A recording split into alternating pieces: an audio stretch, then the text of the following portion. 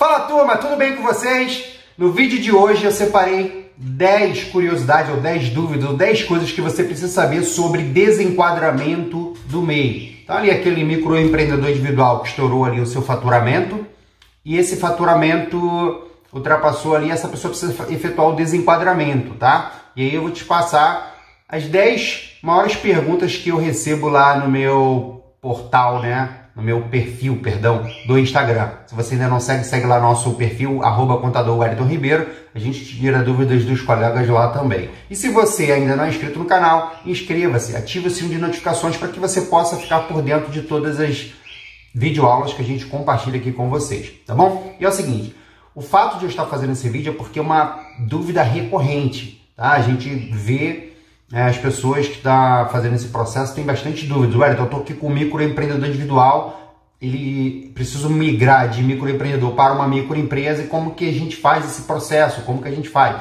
E cara, eu estou aqui para tentar ajudar você que tem essa dúvida e talvez você que ainda não tem, mas que possa vir a ter no futuro. Se você ainda não fez esse processo, mas você é um profissional da contabilidade, saiba que isso é algo que pode vir a ocorrer no futuro para você e aí você vai ficar sabendo quais são os procedimentos, beleza? Então eu anotei aqui 10 itens que você vai precisar fazer, tá bom? Então o primeiro passo é o efetuar o desenquadramento do MEI lá no portal do microempreendedor. Então, quando você entra lá no portal do microempreendedor e clica lá na opção desenquadramento, cara, você tem que ter ciência, por exemplo, eu estou gravando esse vídeo no mês de dezembro. O efeito dessa minha solicitação, ela vai ter, vai passar a ter efeito, essa minha solicitação, a partir do primeiro dia do mês subsequente ao meu pedido. Então, eu fiz a solicitação em dezembro, 1º de janeiro a empresa está desenquadrada. Cara, Wellington, mas é porque está virando um ano? Não, não é porque está virando um ano. Se eu tivesse feito isso em agosto, fiz a solicitação em agosto, a partir de 1º de setembro, passa a ter efeito a minha empresa como microempresa, não mais como microempreendedor. Então, é a empresa do meu cliente. Então, assim, você tem que ter ciência disso. Você vai efetuar o desenquadramento, o efeito dessa sua solicitação, desse seu pedido, ele passa a ter a partir do primeiro dia do mês subsequente ao mês que você fez a solicitação, beleza? Uma vez que você efetua o desenquadramento ali, automaticamente para a Receita Federal, se você tirar lá o espelho do CNPJ, você vai ver que já vai aparecer a sigla ME, porque automaticamente você já é considerado uma microempresa. Inclusive, mesmo que você ainda não formalize o seu contrato na junta comercial, não formalize ali o processo de enquadramento na junta comercial, você já é considerado para efeitos tributários, né, digamos assim, a apuração dos seus tributos já deve ser como de uma microempresa. E aí vale respeitar também aquela regrinha dos 20%. Se você ultrapassou mais que 20%, você tem que fazer o recolhimento do Simples Nacional retroativo a janeiro do ano calendário, beleza? Então, assim, o primeiro passo da nossa parada é efetuar o desenquadramento. Então, você vai lá, faz o primeiro passo, efetua o desenquadramento. Aí eu anotei aqui o segundo passo. O segundo passo é a gente fazer uma consulta prévia de local, /viabilidade. Por que /viabilidade? Porque nem todos os municípios precisam fazer a consulta prévia de local. Então você vai ter que fazer essa consulta, verificar se na cidade onde a sede dessa empresa, desse microempreendedor está localizada, se nessa cidade precisa fazer a consulta prévia de local. Se não precisar, você vai direto para a viabilidade. Se precisar, você faz consulta prévia de local, sendo aprovada, você entra no portal da Junta Comercial do seu estado e vai fazer ali a viabilidade, ok? Então, beleza. Segundo passo, primeiro passo, desenquadramento. Segundo passo, consulta prévia de local /viabilidade, beleza? Terceiro passo, a gente fez ali... O primeiro passo, na verdade, é o desenquadramento. A segunda opção é ter a noção, né, de que o desenquadramento é a partir do primeiro dia do mês subsequente. E o terceiro passo foi esse que eu passei, que é a consulta prévia de local /viabilidade. A quarta coisa que você precisa saber é o seguinte. Você vai precisar conversar com o seu cliente, o microempreendedor, que ele vai ter que te fornecer 3 nomes na ordem de preferência dele. Porque é o seguinte, quando na qualidade de microempreendedor, a gente tem ali aquela razão social que é o nome do empresário, seguido do CPF. A partir do momento que ele efetua o desenquadramento, você tem que fazer uma alteração da razão social. E aí você vai ter que dar um nome para essa empresa. E aí o nome, né, quem vai fornecer é o cliente. Lembrando que na qualidade de firma individual, nós estamos falando aqui num processo somente do desenquadramento. Eu não estou falando de transformação. Eu não vou transformar esse microempreendedor, pelo menos aqui, né, a gente está falando só de desenquadramento, eu não vou transformar ele em uma limitada. Ele vai permanecer como firma individual. Você pode continuar na qualidade, na natureza jurídica firma individual e ser uma microempresa ou uma empresa de pequeno porte ou até demais, tá bom? Isso é a natureza jurídica. Agora, se a gente for fazer um processo de transformação, ou seja, eu vou deixar de ser uma firma individual e vou passar para uma sociedade empresária limitada, nesse caso a gente precisa fazer um processo de transformação. Aqui a gente só vai falar da situação de, Wellington, eu preciso efetuar a formalização do desenquadramento, tá bom? Então aqui você vai fazer o desenquadramento, mas vai permanecer nesse caso aqui como firma individual. E como firma individual, a razão social ela tem uma regra. Você tem que seguir ali as iniciais do nome do empresário. Por exemplo, o meu nome é Wellington Ribeiro, né? Eu poderia colocar, vamos supor que eu estou fazendo aqui, na verdade meu nome é Wellington César Ribeiro, o nome da minha empresa, WCR Contabilidade.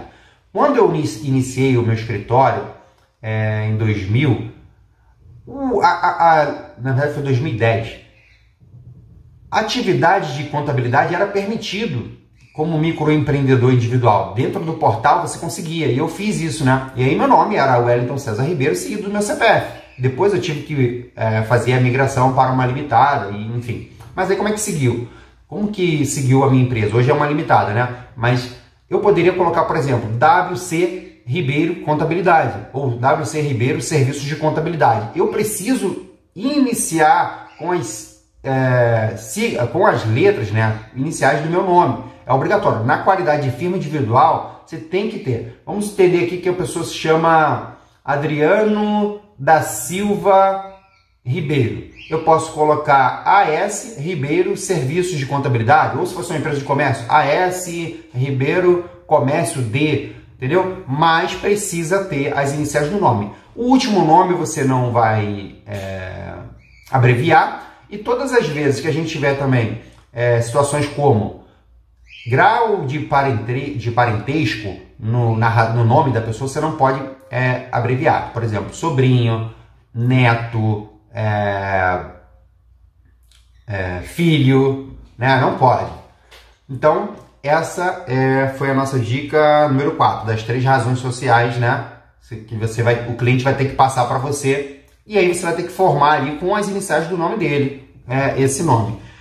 A quinta, você vai precisar fazer um DBE, e nesse DBE você vai precisar selecionar lá o evento de migração de porte, você vai ter que botar ME, e você vai ter que botar o evento de alteração da razão social. Lembrando, a gente não está falando aqui num processo de transformação, somente de desenquadramento. Então você vai necessariamente precisar fazer ali um DBE, tá bom? Feito o DBE, a gente vai para a opção 6, que é formalizar um contrato social. Sim, ou você vai fazer um contrato social ou o requerimento de enquadramento como empresário. Mas eu recomendo que você faça um contrato social. Então você vai fazer um contrato social, vai formalizar esse contrato social, vai mandar para o seu cliente, ele vai assinar a última página, e as páginas que antecedem a página de assinatura, você vai fazer com que ele rubrique as páginas que antecedem a página de assinatura, e essa aí é a página do contrato, é a nossa dica número 6. A gente vai para 7,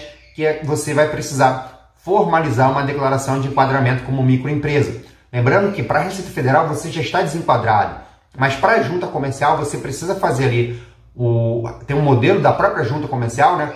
O formulário de enquadramento na condição de microempresa. Você vai pegar esse documento, seu cliente vai assinar e você vai, junto com o contrato e o DBE, vai protocolar na junta comercial do seu estado. Isso daí do nosso contrato social e da declaração de microempresa é a dica número 8. A dica número 7, a número 8 é que se precisa protocolar. Até já falei isso agora, mas você vai precisar protocolar isso na junta comercial, tá? Por quê? Quando você fez o microempreendedor, você faz tudo dentro do portal ali. Não precisa registrar na junta comercial. Mas na qualidade de microempresa, você vai precisar fazer um processo na junta comercial, tá bom? A dica número 9, você, depois que teve todo o seu processo formalizado, protocolado na junta comercial, será preciso solicitar um alvará de funcionamento. Então, se o microempreendedor está em um determinado local, na qualidade de microempresa, ele precisa ter um alvará de funcionamento. Quem consegue esse alvará é a prefeitura. Você vai verificar junto à prefeitura. E aí, como que a gente faz isso? Através da consulta prévia de local, que foi o primeiro passo, ou a viabilidade, tá? Alguns municípios não têm a questão da consulta prévia de local, você faz tudo via viabilidade no próprio portal da Rede Sim. E a dica número 10 é o seguinte: vai ser preciso pagar taxa. Por quê? Na qualidade de microempreendedor individual é tudo gratuito, 0,800, você não precisa pagar taxa. Agora, no momento que você formaliza esse contrato, né? Você formaliza a declaração de microempresa e formaliza o enquadramento como microempresa, isso vai gerar custo para o cliente, então precisa deixar claro isso para ele. Você vai pegar essa taxa da junta comercial e a taxa da prefeitura de alvará, vai repassar para o cliente para que ele possa efetuar o pagamento, tá bom? E fora isso, essas foram as 10 dicas, eu vou dar aqui, digamos, a dica bônus.